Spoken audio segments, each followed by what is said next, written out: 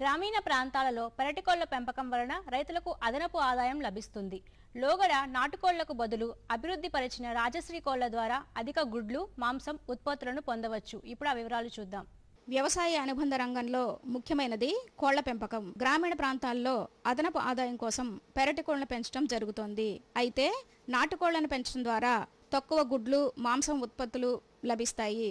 దీంతో ఆదాయం కూడా తగ్గే అవకాశం ఉంది. దీన్ని దృష్టిలో ఉంచుకొని అభివృద్ధి పరిచిన రాజశ్రీ కోళ్లను పెంచడం ఉత్తమం అని నిపుణులు తెలియజేస్తున్నారు.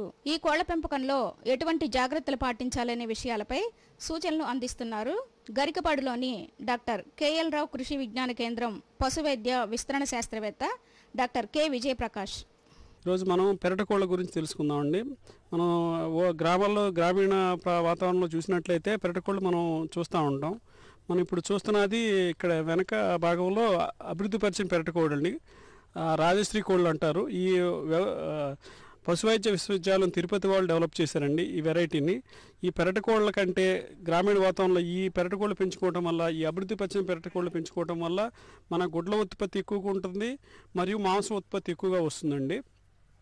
మనం పెరటికోళ్ళు చూసుకుంటే సాలీన మనకి వాని వయసు కాలంలో 60 నుంచి 70 గుడ్ల వరకు పెడుతుంది. అదే ఈ అభివృద్ధి పరిచిన పెరటికోళ్ళ రాజశ్రీ అయితే దాని వయసు కాలంలో ఒక్కొక్క పెట్ట 140 నుంచి 160 గుడ్లు పెడుతుందండి. 3 రెట్లు అధికంగా గుడ్లు పెడుతుంది. మరియు ఏ పెరటికోళ్ళు అయితే మనం ఊళ్ళలో గ్రామీణ ప్రాంతాల్లో చూస్తామో దాని బరువు 1 నుంచి 1.5 కేజీ వస్తుంది. అదే మన అభివృద్ధి పరిచిన పెరటికోళ్ళు రాజశ్రీ రకం అయితే 3 కేజీలు 3.5 కేజీలు పుంజు బరువు మరియు పెట్ట 2.5 నుంచి 3 కేజీల పెట్ట బరువు వస్తుందండి. దానివల్ల రైతు గ్రామీణాలలో అధిక ఉత్పత్తి కలిగి గుడ్డు కూడా మన గ్రామీణ ప్రాంతంలో రైతులకి చాలా ఉపయోగకరంగా ఉంటుంది. అదే గుడ్డు నాటుకోడి గుడ్డు కలిగి అంటే ఆ కలర్ కలిగి మనం అమ్ముకునేటప్పుడు 6 నుంచి 7 రూపాయల వరకు అమ్ముదల ఉంటుందండి. కాకపోతే ఈ అభివృద్ధి పరిచిన పెరటికోళ్ళలో పొదిగ గుణం పోయిందండి.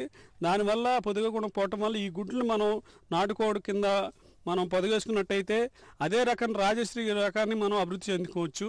మన ఈ రాజశ్రీ కోళ్ళు మనకు ఒకరోజు పిల్లలు హైదరాబాద్ ఏఎస్ఆర్పి పౌల్ట్రీ వాళ్ళు మనకి ఒక రోజు పిల్ల 17 నుంచి 24 రూపాయలకి అమ్ముతారండి. మనం ఆ పిల్లల్ని తెచ్చుకుని బ్రూడింగ్ ద్వారా మనం లైట్ పెట్టుకుని మనం ఒక 6 వారాల వైపు జాగ్రత్తగా పెంచుకున్నట్టయితే అంటే మరణ శాతం ఎక్కువగా ఉంటుంది. 6 వారాల లోపు మనం 1 రోజు నుంచి 6 వారాల లోపు జాగ్రత్తగా టీకాలు వేయించుకుని కుక్కర్ రోగం టీకా చాలా జాగ్రత్తగా వాడాలండి. ఆ టీకా వాడటం వల్ల ఆ జబ్బు రాకుండా మరణ శాతం తక్కువగా ఉంటుంది. మనం ఆ టీకా వాడినట్టయితే మనం చాలా మరణ శాతం తగ్గించవచ్చు. ఈ కోడి మనం 20 నుంచి 32 వారాల్లో మనం ఈ కోడి అయితే 800 నుంచి 900 గ్రాముల వరకు వస్తుందండి. అదే మామూలు పెరటి కోళ్ళు అయితే 600 గ్రాముల వరకు వస్తుంది. మన ఈ పెరటి కోళ్ళలో మనం 32 వారాల నుంచి పొందవచ్చు గుడ్డుని. అదే ఈ అభివృద్ధి పరిచిన పెరటి కోళ్ళు అయితే మనం 24 నుంచి 26 వారాల నుంచి మన గుడ్డు పొందవచ్చుని.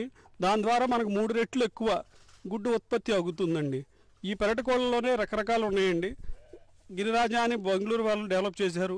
తర్వాత వనరాజా, గ్రామ్ ప్రియా, శ్రీనిధి అని హైదరాబాద్ వాళ్ళు పీడీపీ వాళ్ళు డెవలప్ చేశారండి. లేటెస్ట్గా రాజశ్రీ అని తిరుపతి యూనివర్సిటీ వాళ్ళు డెవలప్ చేశారండి.